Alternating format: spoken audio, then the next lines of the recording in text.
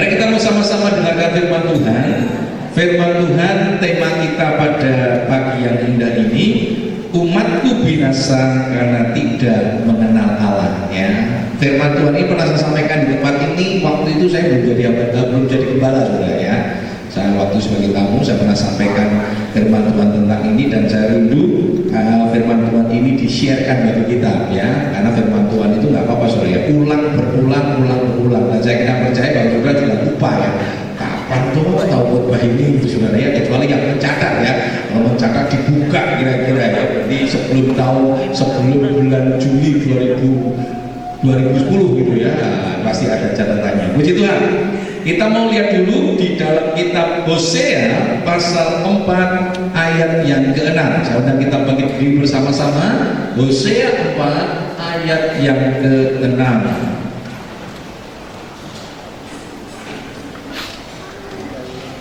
Kita mau baca sama-sama. Hosea 4 ayat yang ke-6, 2, 3. Umatku binasa karena tidak mengenal Allah, karena engkaulah yang menolak pengenalan itu, maka aku menolak engkau menjadi imamku, dan karena engkau melupakan pengajaran Allahmu, maka aku juga akan melupakan anak-anakmu. Puji Tuhan, silakan duduk.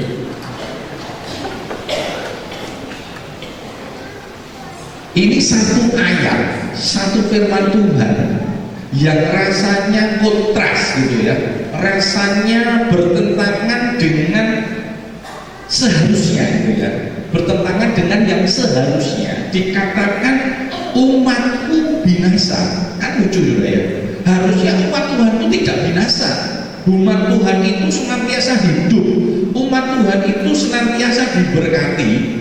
Tetapi ayat ini menyatakan umat Tuhan itu binasa. Nah, padahal saudara, kata umatku itu ya, kata umat Tuhan itu menggunakan kata am ya. Am dalam bahasa Ibrani itu artinya memiliki hubungan kekeluargaan atau ikatan perjanjian dengan anugerah Allah. Jadi kata am, umatku di sini adalah, dan kita tahu orang Israel ini memiliki hubungan yang khusus dengan Tuhan ya, karena umat Israel itu menjadi satu-satunya umat Tuhan ya, satu-satunya umat Tuhan.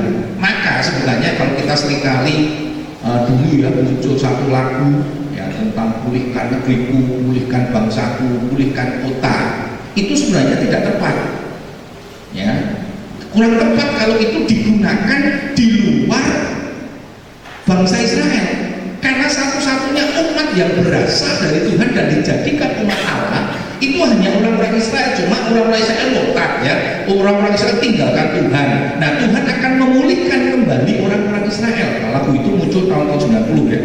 Kita tahu dulu dunia mistis luar biasa ya. Negara kita ini kan berasal dari agama animisme dan dinamisme ya, agama-agama orang tua kita dulu ya, agama nenek moyang kita itu dulu kan animisme dan dinamisme. Lalu mulai datanglah agama Islam, agama Islam terakhir ya, agama Hindu, agama Buddha mulai masuk ya, mulai agama-agama baru cukup memberikan pengaruh. Lalu agama Islam masuk ya, lalu agama Kristen masuk melalui VOC ya, melalui penjajah itu agama-agama ini mulai masuk ya, mulai masuk ke Indonesia, dan mulai orang-orang Indonesia mengenal yang namanya agama, termasuk juga orang Indonesia mulai mengenal yang namanya Kristenan, mulai mengenal yang namanya Kristus gitu ya, mulai Kristus ya, mulai terjadi gerakan-gerakan yang luar biasa sehingga mereka mulai tinggalkan dunia mistis. Tahun 90 muncul lagu ya, pulihkan umatmu, Tuhan sampai nangis-nangis ya, kami umatmu gitu ya, terus pulihkan. Nah saudara, kata pulihkan itu apa sih artinya? Dikembalikan pada posisi mula-mula yang dulu sudah animisme, dinamisme gitu ya, terus sudah mengenal Tuhan, dinyanyi pulihkan, balik meneh. Saudara kalau sudah ingat ya, tahun 90-an mulai muncul dunia mistis kembali, betul? Di televisi ada dunia lain, pokoknya sih model-model mistik, saudara, mistis mulai muncul kembali. Hal-hal yang bersifat animisme dan dinamisme mulai muncul kembali ya. Jadi sebenarnya kata pulihkan umat ya, itu berlaku bagi orang-orang Israel. Karena satu bangsa yang merupakan umat Allah itu ada bangsa Israel. Nah, kita ini sifatnya pembahasaannya diperbarui, dan kita bersyukur kalau kita baca kitab Roma nanti dikatakan kita ini dicangkokkan ya kepada pokok itu tadi.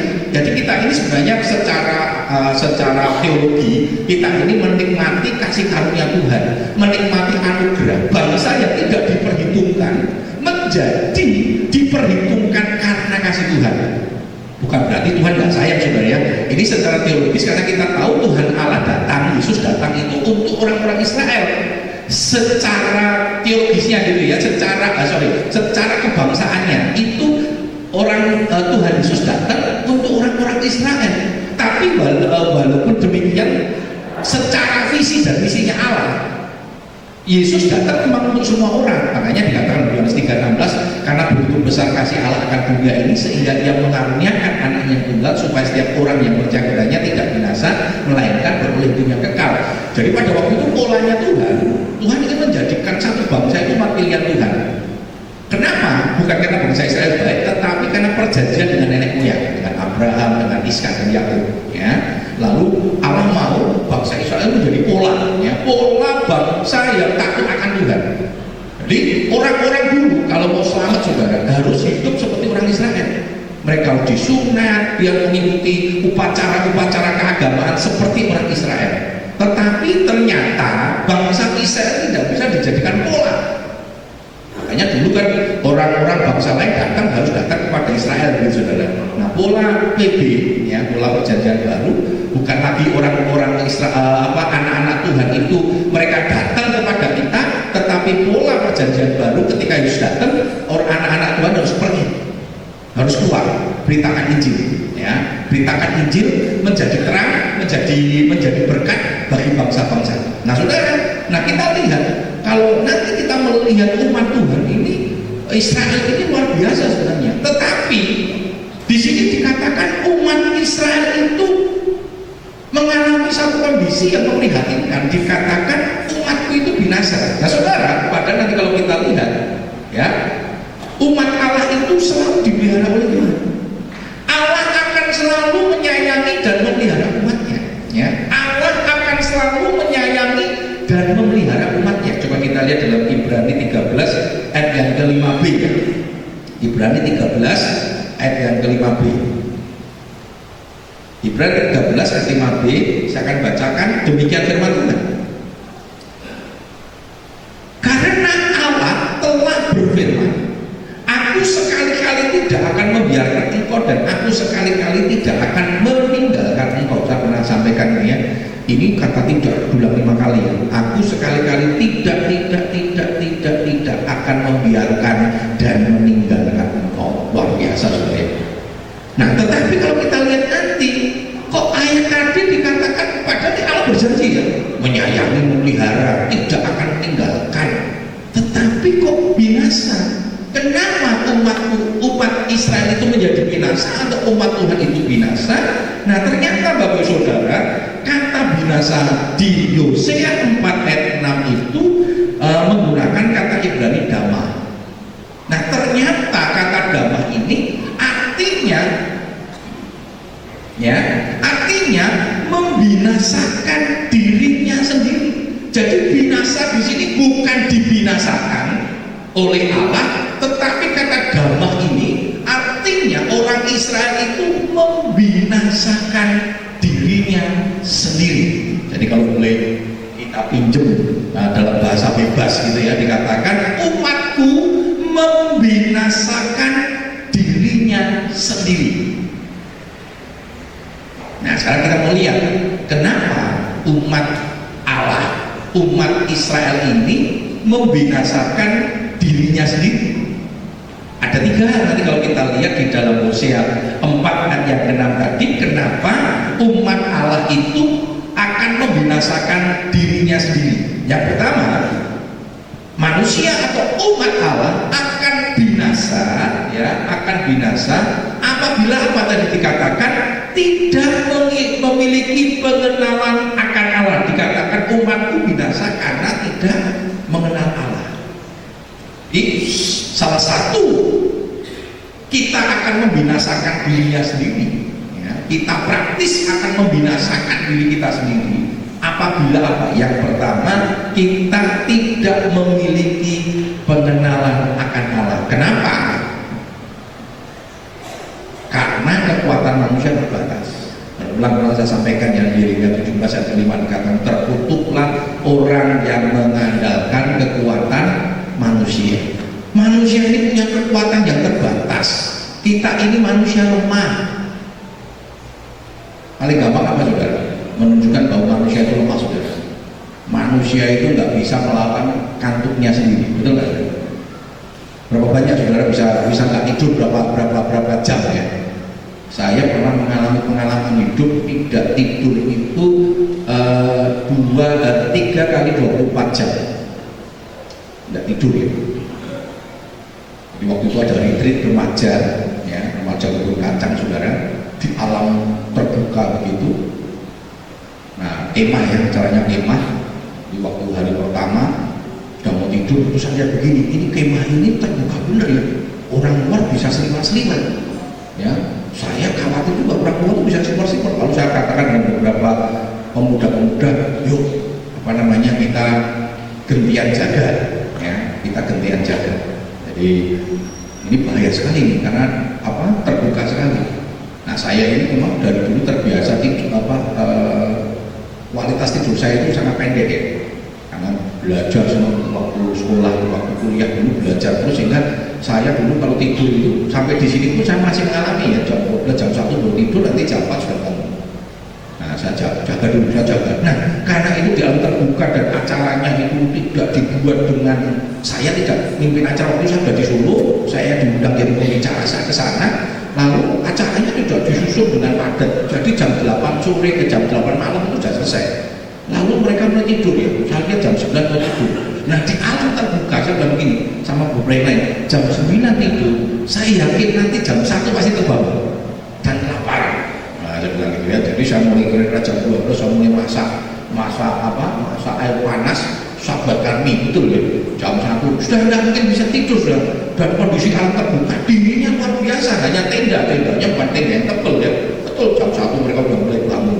Apalagi retreat-retreatnya pemuda ya, hari pertama itu paling sulit tidur ya, wis rame yang ribut gitu ya, biasanya kan gitu ya, rame ribut ya, biarin aja lah ya, nanti hari kedua kelar biasanya, mana kegiatannya banyak, aktivitasnya banyak, lalu lepar ya, sudah tepar ya, udah tidur sampai ini. Nah, saya jaga sampai akhirnya bangun pagi sampai tidur ya. Hari kedua kita mau jalankan seperti biasa sudah. Sore harinya saya sudah bilang sama yang lain, ini Kak Agus sudah capek sekali ya, jadi nanti habis selesai acara jam 8 Kak Agus mau tidur, tolong jangan diganggu. Nah, itu sudah mau mapan tidur, ada yang stres ya. Wah, ada yang stres ya, ada berbagai macam pendapat, ada yang bilang merasukan setan dan sebagainya. Nah, saya sebagai pembina yang pada situ melayani, dan luar biasa, dia mintanya saya asal mau kapan bagus, kata saudara ya, wah luar biasa sekali ya. Sampai pagi ya, sampai pagi nggak bisa tidur lagi. Oh, enggak sampai 3 kali 24 jam ya, mungkin 2,5 kali 24 jam gitu ya. Jadi saya akhirnya sampai pagi nggak bisa tidur lagi, pagi-pagi kirim ini ya, jadi yang sukses tadi kirim pulang ke Jakarta ya. Waktu itu Bika masih ada juga ikut juga, cuma belum pacaran ya, jadi belum ini ya, tahu kok gitu ya saudara ya, iri-irian kan saudara ya. Nah, pulangnya kalau nggak salah sama Bika ya, karena kurang kebun kacang ya, pulang ke sana saudara ya. Nah, singkat cerita saya nggak bisa tidur, acara sampai sore pulang ya, pulang naiknya Metro Mini, sudah bisa tahu Metro Mini ya, yang pernah ke Jakarta Metro Mini bulan sudah enak saudara ya, sudah duduk cecep ya, sudah duduknya cecep atos gitu ya, tempat duduknya itu dari plastik, sudah tidak nyaman sekali ya. Jadi ya sama perjalanan dari Sukabumi ya, Sukabumi menuju ke Jakarta itu antara ngantuk tapi tidak bisa tidur sudah, jadi tekuk gitu ya, tapi tidak bisa tidur. Sampai akhirnya di Jakarta saking di rumah kakak tuani saya, lalu saya bilang sama kakak saya, waktu itu sudah sore ya, kira-kira jam 6, saya bilang sama kakak tadi, Miss, saya tak mandi langsung tidur, ini mata ini sudah betul sudah rasanya itu kalau lihat bantal tuh rasanya bantal sudah ngawe-ngawe. Marilah sayangku katanya. Saya udah tahu betul. Terus kakak saya bilang, ojo jangan makan dulu, kamu kan belum makan. Kita cari makan keluar. Malah cari yang gampang-gampang aja lah. Udah kita makan keluar di Kelapa Gading. Kita tahu Jakarta macet ya. Nah ke Kelapa Gading, cepet mandi makan. Jam 8 pulang. Ya jam 8 pulang saya udah bilang, oke ya jangan ganggu, saya mau tidur. Dibel saudara. Dibel sama orang tua yang tadi stres saudara. Protes orang tuanya.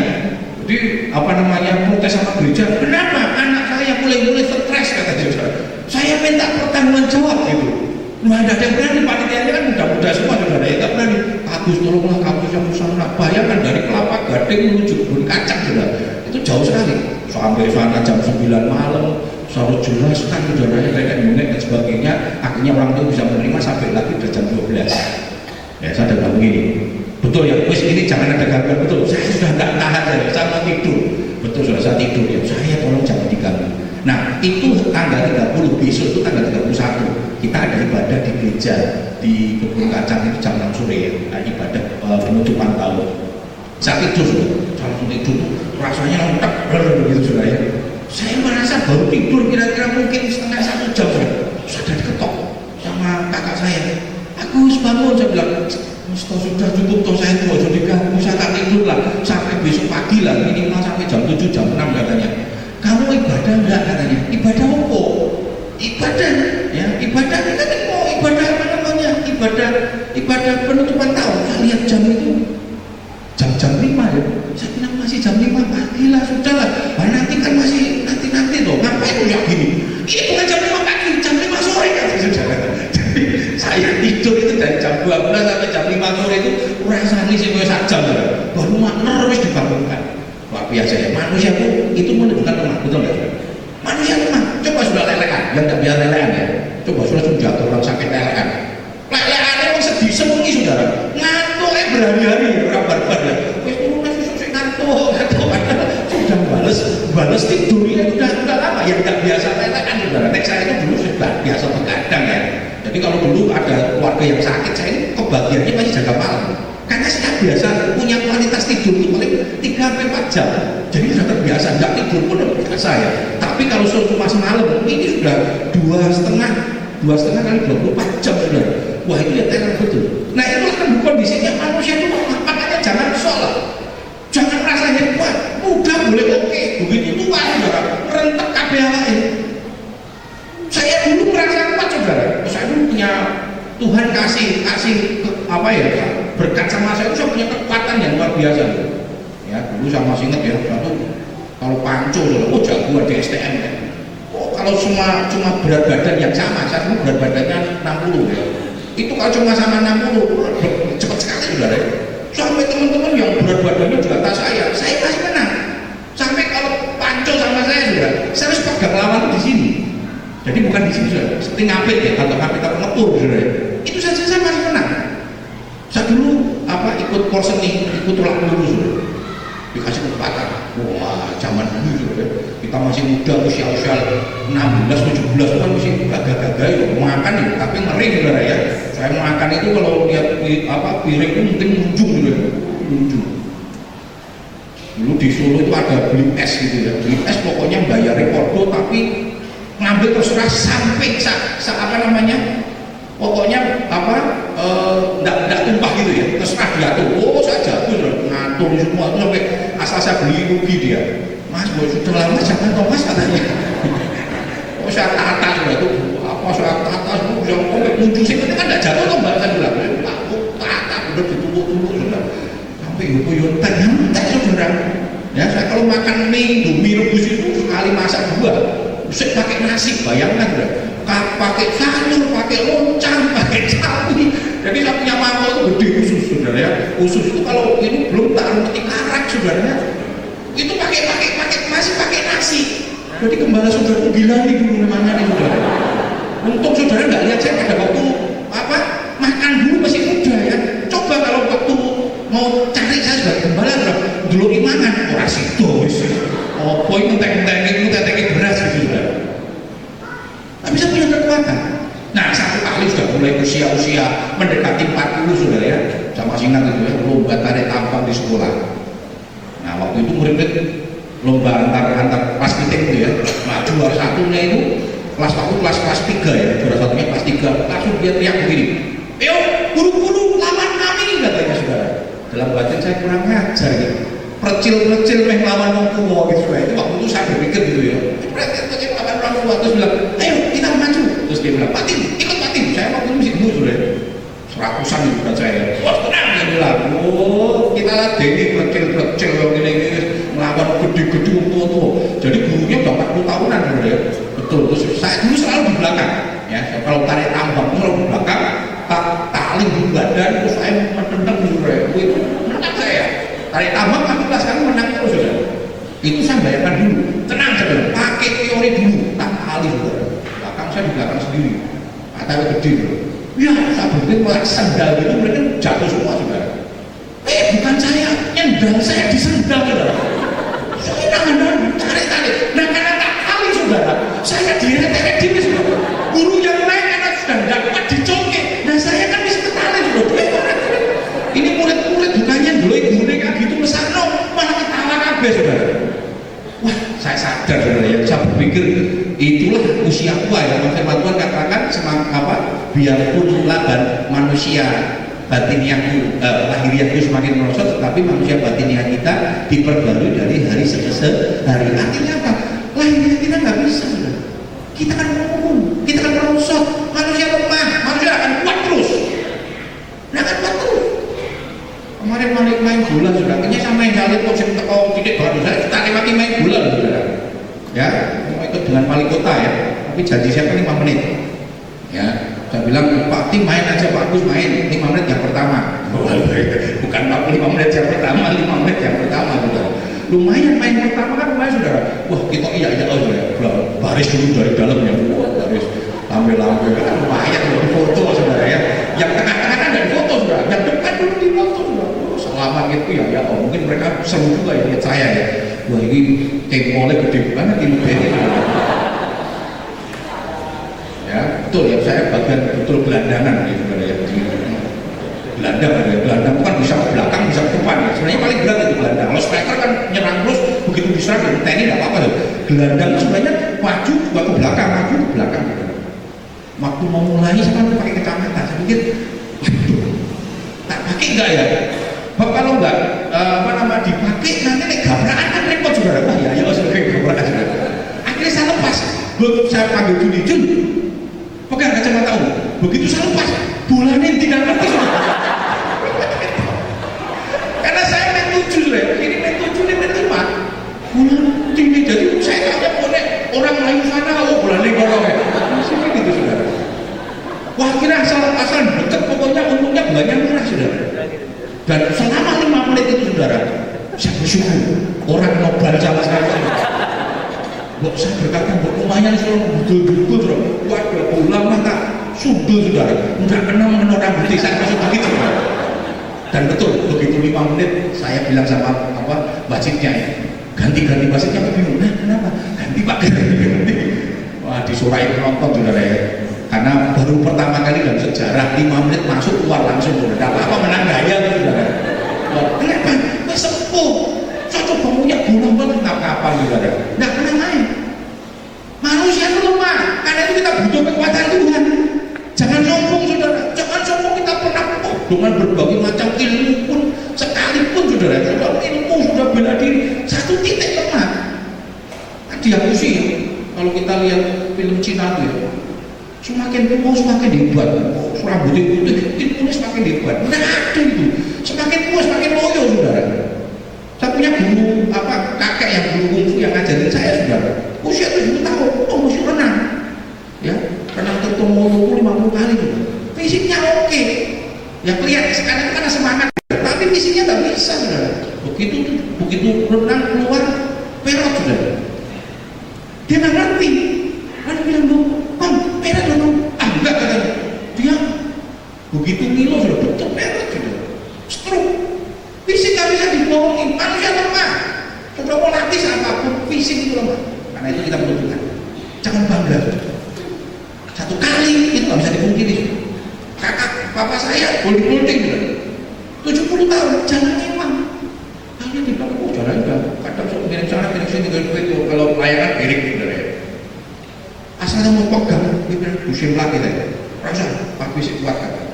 Ya, saya bilang. Lupa manusia itu lemah saudara. Makan karet lontong dijabut, untungnya nempel. Nah betul saudara, saudara nggak bisa sendiri. Fisik kita itu lemah. Makanya firman Tuhan rindu ya, semakin fisik kita merosot, semakin kita sadar kita ini perlu Tuhan. Ya, jangan dia bocah tua nakal saudara. Semakin tua bukannya semakin baik malah nakal. Nah, saya harap di sini nggak ada seperti bocah tua nakal ya. Semakin tua semakin nakal. Bocah tua nakal itu sudah ya, sudah nonton. Terus umur semakin nakal, bulanan, jahili koncone dan sebagainya. Semakin tua semakin bijak. Semakin tua semakin kita berhikmat. Nah itu menjadi kerinduan kita. Nah kita perlu mengenal Tuhan juga. Banyak anak-anak Tuhan yang tidak mengenal Tuhan. Bahkan manusia yang tidak mengenal Tuhan. Yang ironisnya kalau kita anak Tuhan, kita orang Kristen, tapi tidak kenal Tuhan. Kan ya repot seperti orang Israel. Coba kita lihat dalam Yesaya 1 ayat yang ketiga. Yesaya 1 ayat yang ketiga dikata demikian. Yesaya 1 ayat yang ketiga. Lembu mengenal pemiliknya, tetapi Israel tidak.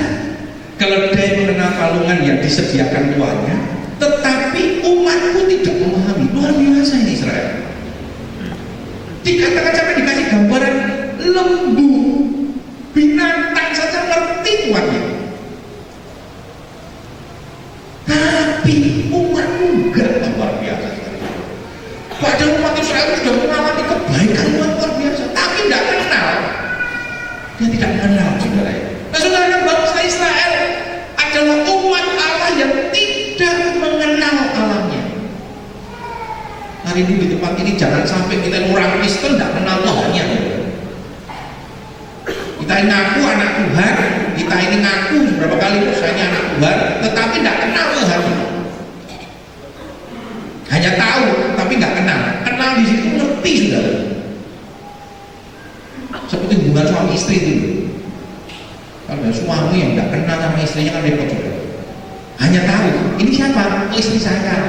Senengannya apa makannya? Oh ya senengannya. Ya mau masak aku lah kan repot juga.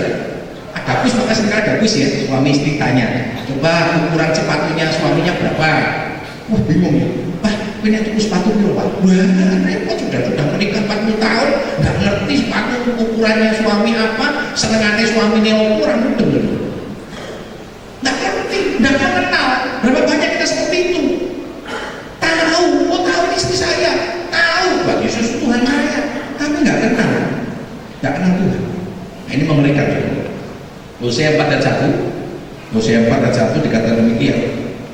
Dengarlah firman Tuhan, hei orang Israel, sebab Tuhan mempunyai perkara dengan penduduk negeri ini. Sebab tidak ada kesetiaan dan tidak ada kasih, tidak ada pengenalan akan Allah di negeri ini. Luar biasa, tidak kenal.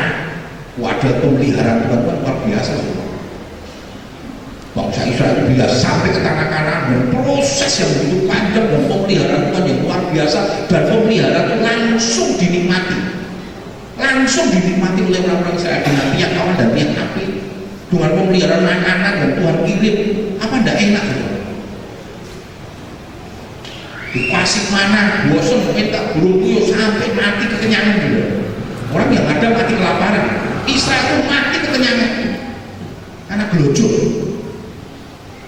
Saudara, kita lihat di sini betapa mengerikan orang-orang mengalami tapi tidak kenal juga. Luar biasa ya. Saudara, sebagai anak Tuhan kita harus memiliki kerinduan untuk semakin mengenal Allah. Ini menjadi kerinduan kita. Saudara, sebagai anak Tuhan tapi tidak kenal Tuhan. Nah karena itu kita rindu untuk mengenal Tuhan. Melalui apa? Melalui firman Tuhan. Ini pernyataan Paulus. Paulus berkata yang kehendaki, yang menjadi keinginan batinnya, yang menjadi kerinduannya, itu dikatakan oleh Paulus dalam Filipi 3 ayat yang ke-10. Ya, coba kita lihat Filipi 3 ayat yang ke-10. Dikatakan demikian. Filipi 3 ayat yang ke-10 dikatakan demikian. Yang ku kehendaki ialah mengenal Dia dan kuasa kebangkitannya dan persekutuan dalam penderitaannya, di mana aku menjadi serupa dengan Dia dalam kematiannya. Saudara, mari ini menjadi rinduan kita. Kita terus mengenal Tuhan, mengerti Tuhan, mengerti dan mengenal Tuhan. Bukan sekedar tahu, bukan sekedar tahu. Saudara harus tahu isi hati Tuhan. Bagaimana sudah bisa tahu isi hati Tuhan? Melalui firman Tuhan. Ketika firman Tuhan disampaikan, ini sebenarnya isi hati Tuhan sedang dicurahkan kepada saudara. Termasuk firman Tuhan pada pagi hari ini, Tuhan rindu kita mengenal Dia. Tuhan rindu kita mengenal Dia. Tahu bagaimana kita menyenangkan Tuhan. Sampai kita percaya seorang istri tahu bagaimana menyenangkan suami. Demikian juga sebaliknya, seorang suami tahu menyenangkan istrinya. Jangan cuma sepihak, saudara. Berapa banyak yang bisa menyenangkan istrinya, hanya suaminya, istrinya nggak pernah mau menyenangkan suaminya. Atau sebaliknya, seorang istri bisa menyenangkan suaminya, tetapi suaminya nggak pernah mau menyenangkan istrinya. Tidak bisa sepihak, tetapi dua belah pihak. Kita ngerti, kita kenal. Nah, demikian juga Tuhan rindu. Kita ini memiliki kerinduan yang begitu amat dalam untuk kita terus mengenal Tuhan, mengenal Tuhan, mengenal Tuhan, dan mengenal Tuhan. Pertanyaan kita pada pagi ini, seberapa besar kita mengenal Tuhan? Seberapa besar kita mengenal Tuhan kita? Apa kita cuek saja? Yang penting gereja selesai. Yang penting datang ibadah, sebuah ya seperti apa ya? Karena kita Kristen, kalau nggak ke gereja kan rasanya lain-lain. Kalau ketemu orang ditanya, Bapak agamanya apa? Kristen. Gerejanya mana? Nah, saya ini bebas, Pak. Pokoknya ya Kristen itu aja. Belum naik gereja, orang naik gereja ya karena nggak bisa seperti itu. Nah, karena mungkin hanya itu saja. Karena status lalu untuk memperkuat status kita datang ibadah. Kalau hanya itu sudah percuma kekristenan kita. Karena kekristenan bukan sekedar agama. Kekristenan itu adalah perubahan hidup. Kekristenan itu adalah pengenalan kita kepada Tuhan kita. Kekristenan itu adalah bagaimana hubungan kita mesra dengan Tuhan kita. Itu yang menjadi kerinduan kita. Yang kedua, yang pertama, umatku membinasakan dirinya kalau dia tidak mengenal Allah, tidak memiliki, ya, tidak memiliki pengenalan. Yang kedua dikatakan umatku atau manusia akan membinasakan dirinya sendiri apabila ia menolak atau mengakir Allah. Akhir itu membuang, ya, lalu dicari yang baru. Berapa banyak orang yang membuang Tuhan, bahkan menolak, bukan sekedar tidak mengenal, tapi menolak. Coba sudah sekarang ramai hari-hari ini sudah. Ini baru ramai LGBT, lesbian, gay, biseksual, dan trans. Ramai kan? Loh, mereka ini adalah orang-orang yang menolak Tuhan. Jelas memang Tuhan katakan itu tidak masuk surga juga. Walaupun ada upaya kemarin diinformasikan, dia berbicara Bapak Gabriel tentang prioritas. PBB memberikan bantuan ke Indonesia ratusan miliar untuk orang-orang Indonesia itu disosialisasikan untuk bisa menerima LGBT. Saya bersyukur negara kita tidak terima itu. Saya bersyukur saudara. MUI, FPI kita tahu jelas mereka menentang dengan keras. Gereja nggak tahu saudara. Gereja punya sikap apa? Di PDI, di pusat juga tahu. Dengan melalui gereja pusatnya kita nggak pernah tahu pernyataan itu. PGI juga tidak pernah menyatakan, PGBI juga tidak pernah menyatakan sikap untuk menolak. Saya khawatir kita menggunakan nilai-nilai humanisme yang dulu mereka manusia. Betul juga.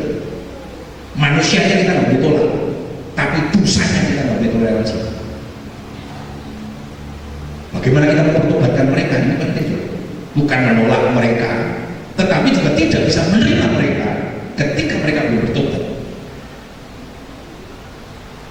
Sekarang kan hak asasi kan sekali muncul dan ini merusak kan hak asasi. Hak asasi, saudara kalau tidak sesuai dengan firman Tuhan ya nggak bisa.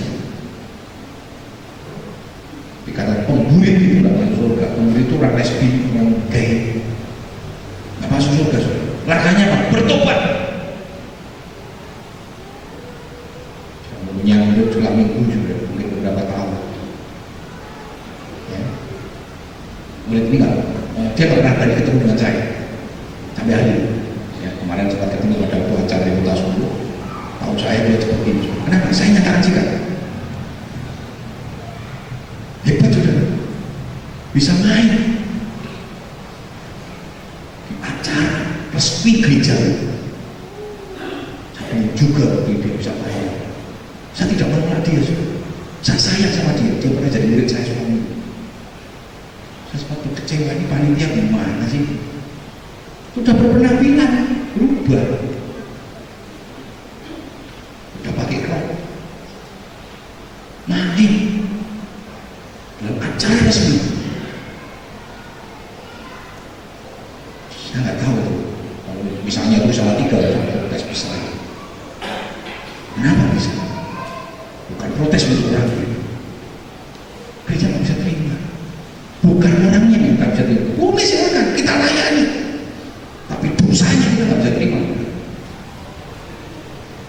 Nah sekarang banyak orang sengaja menolak. Ini kan sengaja menolak Tuhan. Tuhan sudah berkata tidak boleh. Kita berkata ora popo, wah saudara. Itu kan sama saja menolak Tuhan. Betul nggak? Firman Tuhan kan jangan bersinah. Rapopo sih. Sekarang banyak loh saudara. Mungkin sudah tidak ateis. Sudah mungkin tidak ateis. Tapi sebenarnya saudara ateis. Secara hatimu dengan sikap-sikap. Kenapa? Tuhan berkata jangan. Kita bilang rapopo. Hak asasi. Nggak bisa. Wanita Samaria itu Tuhan sayang orangnya, tapi kan dosanya Tuhan nggak toleransi, dia bertobat saudara. Kita jangan tolak orangnya, kita layani orangnya, bertobat, dosanya kita tolak, jangan membenarkan dosanya, nggak bisa. Tapi orang ini yang diterima saudara. Yesus kan layani, Maria Magdalena pesinak besar dia, Tuhan tolak dosanya. Tapi orangnya ketika dia bertobat Tuhan terima. Jadi kita menolak orangnya, kita harus kasihan sama mereka.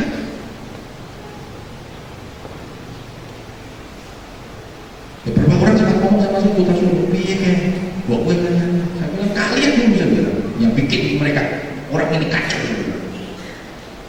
Karena didorong, hati-hati sudah ini. Mungkin ada anak kita yang sedikit ke feminim, mau lanang tapi untuk feminim, wedok mau maskulin. Jangan malah didorong. Seringkali kita lecehkan orang ini, betul nggak? Nah waktu dulu dia masih belum parah sudah. Kalau sama saya udah susah banget.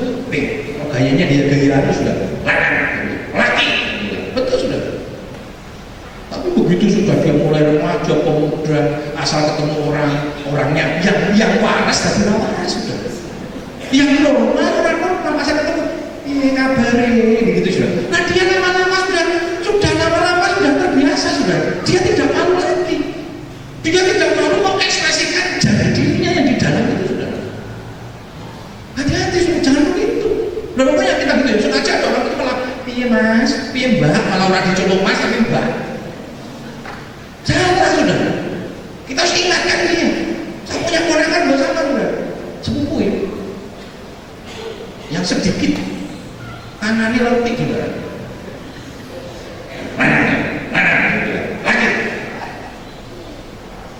Laki. Bersyukur saudara, akhirnya dia punya pacar. Ya. Nah, persiapan menikah. Wah, alhamdulillah saudara. Sama ini juga. Terus tekan. Saudara kalau ada saudara seiman di sini, jangan di curhat mas, aku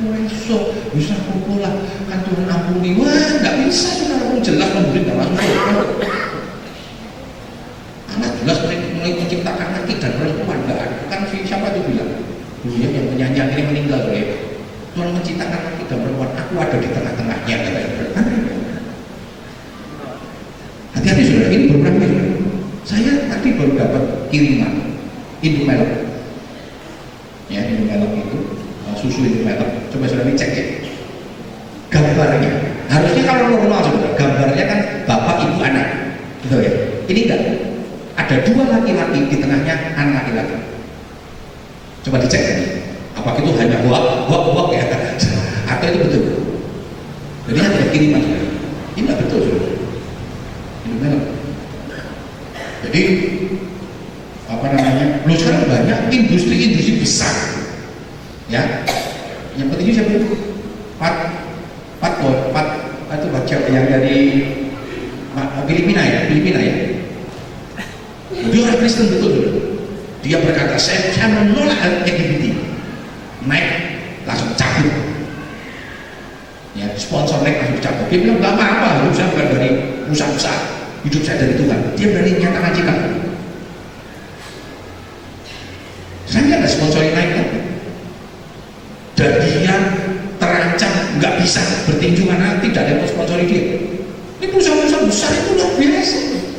Dunia sudah menguasai betul. Ini anti kris ini menolak kebenaran. Sama sudah kalau kita menolak kebenaran, sama saja dengan ateis. Walaupun kita tidak menyatakan ateis, berarti kita menentang kepada Tuhan. Kita nggak butuh Tuhan. Hati-hati sudah ya. 2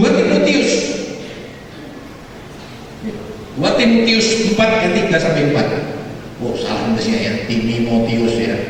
2 Timotius 4 ayat 3 sampai 4. Misalkan bacakan demikian firman Tuhan. Karena akan datang waktunya orang tidak dapat lagi menerima ajaran sehat, tetapi mereka akan mengumpulkan guru-guru menurut kehendaknya untuk memuaskan keinginan telinganya. Mereka akan memalingkan telinganya dari kebenaran dan membukanya bagi dongeng. Kata dongeng itu disebut dengan mitos atau fiksi yang bertentangan dengan kebenaran. Hari-hari di akhir ini dikatakan akan banyak orang yang sudah menolak kemuliaan Tuhan dan mengganti dengan dongeng. Nah, ini bicara apa? Show. Bicara tentang bintang, weton. Nah, nek wetone pahit, kemis pahit, Jumat Kliwon, ora cocok. Hati-hati saudara. Jangan banyak baca primbon, bacalah Alkitab. Saya bersyukur sekarang orang tidak kenal primbon ya. Yang muda-muda tahu nggak primbon? Nggak tahu, sudah bersyukur ya. Orang-orang tua tahu primbon? Oh, saya didelengin yang isor bantal ya primbon ini sudah kan repot. Hidupnya bukan berdasarkan Alkitab, berdasarkan primbon. Nah, repot saudara. Orang-orang benar memang begitu lah. Saya punya orang tua ini waktu wis memang kawin gue primbon, ya iki wetone opo? Kowe wetone opo, Saudara? Bojomu wetone opo? Ora cocok, siomu opo kethek, jine kucing, aduh terus Saudara. Jine garuk-garuk, jine nyakar-nyakar Saudara. Kan repot Saudara. Ayam, kowe opo ayam? Lah sijine singa, ora ojo pangan Saudara. Kan repot Saudara. Saudara enggak usah percaya begitu Saudara. Percaya bahwa Tuhan kita dahsyat. Amin. Masih ada yang percaya begitu? Percaya ya nggak percaya ya terserah om kan. Ini jenenge percaya sudah. Seringkali kan banyak kita gitu. Maaf ya om ya, percaya nggak percaya ya om ya. Itu keton satu ini om. Nah terserah om percaya nggak percaya. Ini jenenge sudah nggak percaya Tuhan, sudah percaya beton. Nggak usah pakai kata percaya nggak percaya. Orang percaya titik itu loh saudara. Jangan percaya nggak percaya om beton saya itu loh. Waduh repot saudara. Nak Tuhan cek beton-betonan. Anak Tuhan percaya bahwa kasih karunia Tuhan itu dahsyat. Amin. Kasih karunia Tuhan luar biasa. Nggak usah percaya, nggak percaya. Wis percayanya cuma satu, Yesus Kristus. Amin. Nggak titik di situ. Ya. Karena Yesus itu dahsyat, ya. Yesus itu luar biasa. Ya. Nah, saudara, manusia lebih memilih menggantungkan hidupnya dengan hal-hal duniawi yang bersifat fana dan tidak memberi kepastian. Saudara yang pasti-pasti lah nggak mau. Manusia itu sebenarnya sih, wah kurang pasti malah seneng dulu ya. Ya aku sih cok, manusia seneng dulu ya. Mau bintangmu apa? Scorpio, Leo men, nggak? Saya ini Leo juga ya. Leo katanya, oh Leo asmara hari ini. Wah, bagus ya. Jadi nek ono sing mbok senengi tembak saja saudara. Begitu nembak ditapuki saudara. Karena berdasarkan ramalan-ramalan dan tidak benar saudara. Udah doakan kalau udah rindu kok. Punya cewek ini jantung saya berdebar-debar ya saudara. Dicek dulu jantungnya itu sih ngoro saudara saya. Berdebar saudara. Nah ternyata setiap lihat dia kok dabuk. Nek lihat yang lain ini larang. Lihat dia dabuk habis bayar sih. Ya puasa 3 hari 3 malam saudara ya. Nah saudara, kita lebih bertahan kepada nilai-nilai kebenaran. Roma 1, 21, 22, 23. Roma 1, 21, 23 dikatakan demikian.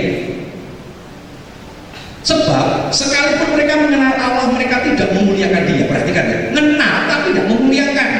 Sebagai alat untuk mengucap syukur kepadanya, sebaliknya pikiran mereka menjadi sia-sia dan hati mereka yang bodoh menjadi gelap. Mereka berbuat seolah-olah mereka beriman, tetapi mereka telah menjadi bodoh. Mereka menggantikan kemuliaan Allah yang tidak fana dengan gambaran yang mirip dengan manusia yang fana. Burung-burung, binatang-binatang yang berkaki 4 atau binatang-binatang yang jalan. Ya, kemuliaan Allah diganti dengan binatang-binatang yang sama kita saja levelnya sudah di bawah kita. Kita tuh makhluk termulia, binatang itu tidak mulia sudah. Manusia menggantungkan diri kepada binatang, kepada macan, kepada ketek, kepada tikus, saudara ya, kepada babi. Coba lihat, ya, bintang-bintang ya sama, saudara. Kita menggantungkan kepada sesuatu yang tidak memberi kepastian. Sementara Allah itu memberikan kepastian sama kita. Jangan gantungkan diri kepada hal-hal yang tidak memberikan kepastian. Karena yang pasti itu hanya Yesus Kristus yang memberikan jaminan kepastian dalam hidup kita. Yang ketiga, umat membinasakan dirinya karena tidak mengenal Allah. Yang kedua, umatku membinasakan diri karena menolak dan mengakir Tuhan, membuang Tuhan. Dan yang ketiga, manusia akan membinasakan diri apabila melupakan Allah. Jangan lupakan Tuhan. Jangan lupakan Tuhan. Melupakan ini artinya dengan sengaja melupakan kebaikan-kebaikan Tuhan yang pernah dialami. Bangsa Israel melupakan, punya penyakit lupa bangsa Israel. Lupa dia dikeluarkan dari penjajahan bangsa Mesir dengan cara yang dahsyat. Ada 10 tulah dikeluarkan, disanoni luar biasa saudara. Bukan sekedar dikeluarkan saudara. Bukan sekedar dibebaskan, tapi waktu dibebaskan semua orang-orang Mesir saudara, dia berkata silakan lu cepat keluar sana dari Mesir dan jalanlah aku gitu. Ambillah barang-barangku. Dalam bahasa sesungguhnya dikatakan jalanlah aku. Luar biasa, rampok kok dinyoke saudara ya. Saudara pernah mengalami itu? Ya, ada perampok datang, mas silakan ambil, rampokkan barang-barang. Ini enggak saudara. Kita mengatakan itu jarang, artinya apa? Bang, saya jujur, saya naik dewi. Saudara, saya kan tidak kerja.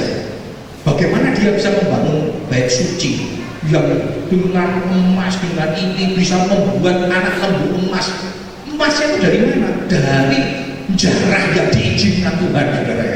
Tuhan yang ngoni, mungkin bahasanya tuh gini, 450 tahun, 420 tahun kerjora dibayar, jadi bagi budak kan tidak ada bayarannya, saudara. Ya, mereka diberikan harta benda yang luar biasa. Mereka lupa. Ada laut kosong yang terbelah, ada tiang awan, tiang api yang terus menyertai dia. Sementara orang-orang Israel bertobat, memberontak. Jadi bisa bayangkan ya, waktu berontak Tuhan tentang mereka melihat 12 pengintai melihat tanah Kanaan, lalu mereka memberontak Tuhan. Itu ada tiang awan, ada tiang api. Yura pekimu, sudah. Orang Israel tidak ada sungkan-sungkannya sama Tuhan. Waktu membuat anak lembu emas, tiang awan masih ada. Itu kan membuatnya nggak cuma 1 jam 2 jam ya. Siang dan malam dia buat sudah. Siang masih ada tiang awan, masih dilindungi tidak kepanasan dari matahari. Malam tidak kedinginan karena ada tiang api. Lah kok tidak sungkan orang Israel?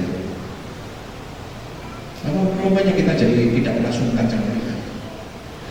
seberapa besar Tuhan kasih berkat sama kita, anugerahnya begitu luar biasa, tapi berapa banyak kita nggak sungkan, kita nyakiti hati Tuhan terus. Padahal pemeliharaannya masih hidup di dalam hidup kita. Orang Israel keterlaluan sekali. Betul-betul dengan sengaja ngalek gitu. Mungkin ada yang yakin, kalau Tuhan itu tiap hari sudah. Tapi hebatnya Tuhan waktu disakiti begitu, tiap awan, tiap apinya tidak berlalu sudah.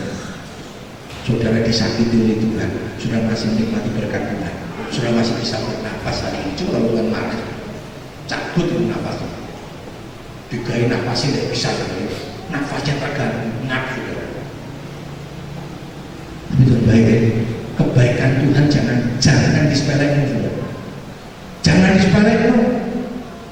Menjadi kesempatan bagi kita untuk kita sadar, kita ingat, saudara hari ini berbuat dosa tapi Tuhan masih mengasihimu. Ingat, engkau masih diberi kesehatan sama Tuhan. Ingat, jangan banyak-banyakmu, jangan malah lupa ya. Ketika satu kali nanti Tuhan izinkan itu, baru biung-biung sama Tuhan. Jadi kalau sampai hari ini kau masih menikmati kasih karunia Tuhan, ingat saudara, jangan malah apa ya, orang Jawa bilang bedal saudara. Sudah kita meninggalkan Tuhan. Jangan lupa. Ulangan 8 ayat 17 hingga 20. Ayat kita yang terakhir ya. Ulangan 8 17 hingga 20. Perhatikan ya saudara. Maka janganlah kau katakan dalam hati, kekuasaanku, kekuatanku, tangankulah yang membuat aku memperoleh kekayaan ini. Perhatikan saudara, engkau berhasil dan telah berkata bahwa ini karena kekuatanku, karena kehebatan.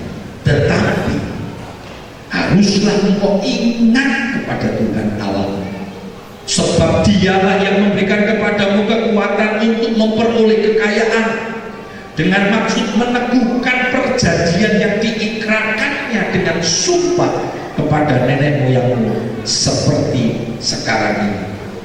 Tetapi jika engkau sama sekali melupakan Tuhan Allahmu dan mengikuti Allah lain, beribadah kepadanya dan sujud menyembah kepadanya, aku memperingatkan kepadamu hari ini bahwa kamu pasti binasa. Melupakan Tuhan pasti akan binasa. Akan ada waktunya di mana kita akan binasa. Bersyukur kalau hari ini Tuhan menurunkan tangan yang terkedang untuk memukul kita. Bersyukur, bertobat. Seperti bangsa-bangsa yang dibinasakan Tuhan di hadapan, kamu pun akan binasa, sebab kamu tidak mau mendengarkan suara Tuhan di Allahmu. Ini peringatan bagi kita untuk kita tidak melupakan Tuhan. Ini peringatan kita untuk kita tidak membinasakan diri kita dengan cara tidak memiliki pengenalan akan Allah. Mari kita belajar hidup untuk mengenal Tuhan. Kita menolak bahkan mengakir Tuhan. Dan yang ketiga, dengan sengaja kita melupakan Tuhan. Saudara, Tuhan tidak pernah melupakan kita. Maka Tuhan mengasihi kita, Dia mati buat kita. Itu membuktikan Tuhan tidak pernah melupakan manusia yang sudah berbuat dosa, tapi Tuhan masih memberikan kasih karunia dengan mati buat kita. Biarlah perjamuan yang kudus terus mengingatkan kasih Tuhan kepada kita. Jangan lupa, jangan lupa diri. Kita perlu Tuhan. Kita perlu hidup mengenal Tuhan.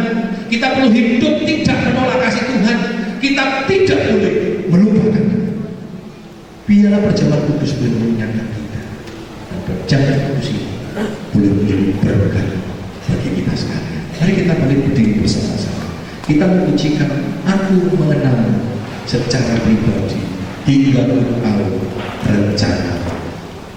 Aku mengenalmu secara pribadi lewat firman dan Roh Kudus ku kenal.